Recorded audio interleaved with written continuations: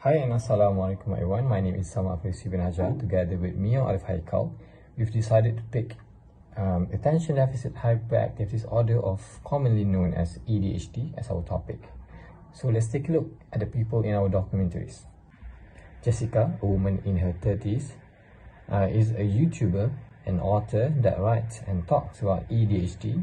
Jason, 32, a man that lives alone and suffers from ADHD. Susan works for a big company that deals with finances and stocks, which means that alongside with her ADHD symptoms, she has to deal with stressful situations with clients and documents.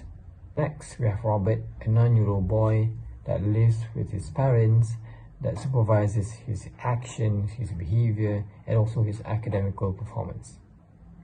Last but not least, we have Kyle, a 4-year-old boy that started taking medicines for ADHD 2 years ago when he was 2 years old. ADHD patient is well known for being hyperactive, but do we know the exact terms for the disorder? It is called ADHD, which stands for Attention Deficit Hyperactivity Disorder. It is a medical condition which a person with ADHD have different brain development and brain activity that affect attention, the ability to sit still, and the ability to control themselves. ADHD can affect a child at home, at school, and in their friendships. It also affects adults. School is where most children likely to be diagnosed with ADHD. So, what are the signs of ADHD?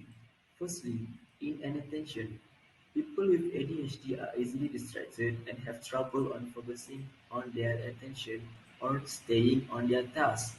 They might not listen to the instructions and also miss important details. They may not finish what they started. They are also very forgetful and lose track of their things. Secondly, hyperactivity. People with ADHD are restless and easily bored.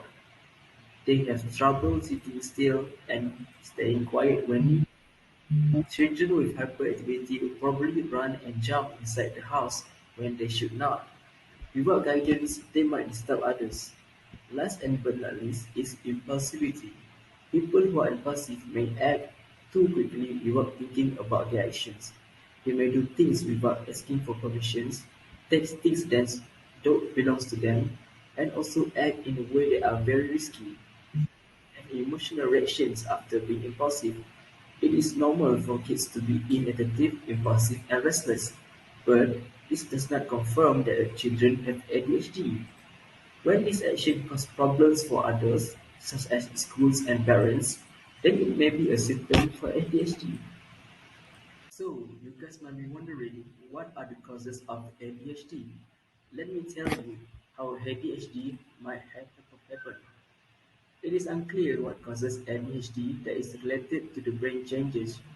ADHD appears primarily inherited. According to research, many children with ADHD have a parent or relative who suffers from the disorder.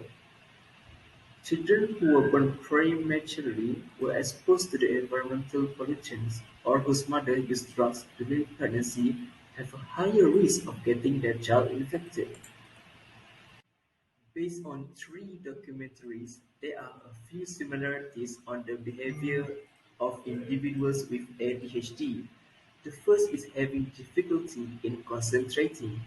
If we watch the first documentary, we can see that they have difficulties to concentrate on what they are doing when there are no distractions around.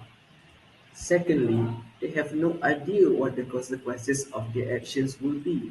They can think logically about an event, but they would not think about it first because they are in a special group of kids.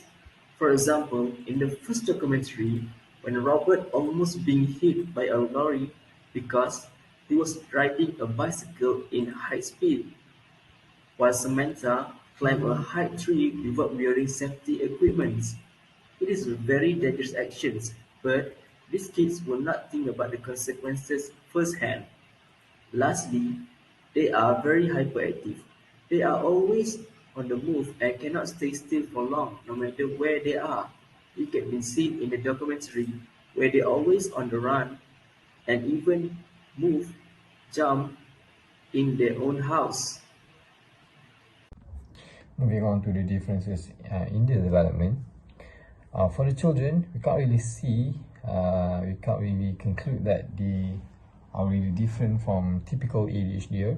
However, they suffer from the typical ADHD symptoms. They are inattentive, they are hyper, they are impulsive.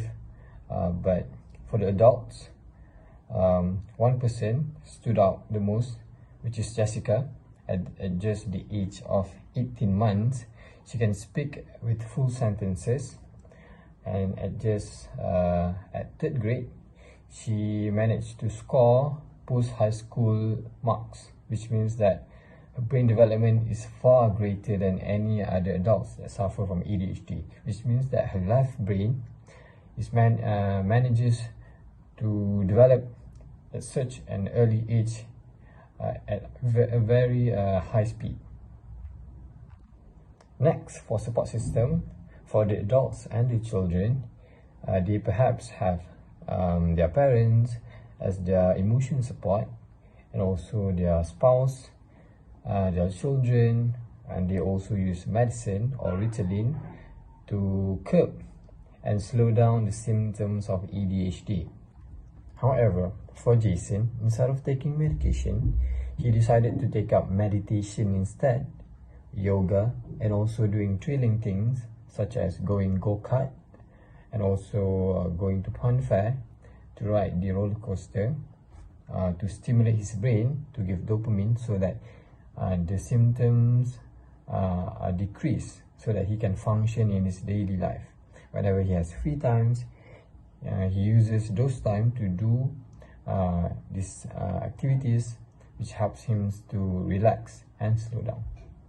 Alongside taking medication, Sammy coincidentally lives with his wife, who also suffers from ADHD, which means that they are able to understand the symptoms that they suffer.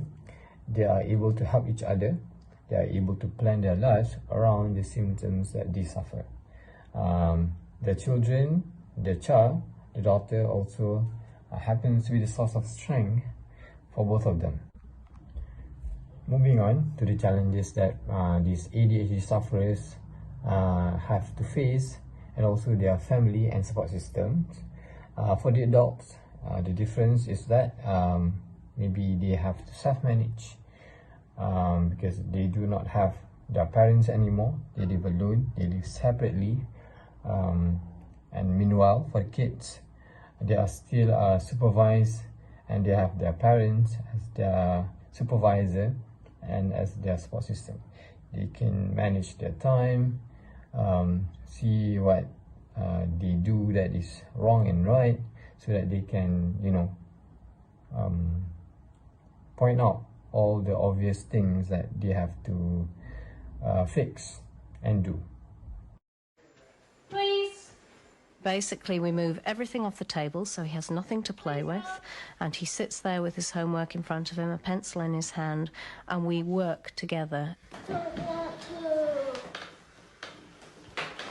Right, what do you want to do? Would you rather do your maths or your English? Robert really needs that one-on-one attention.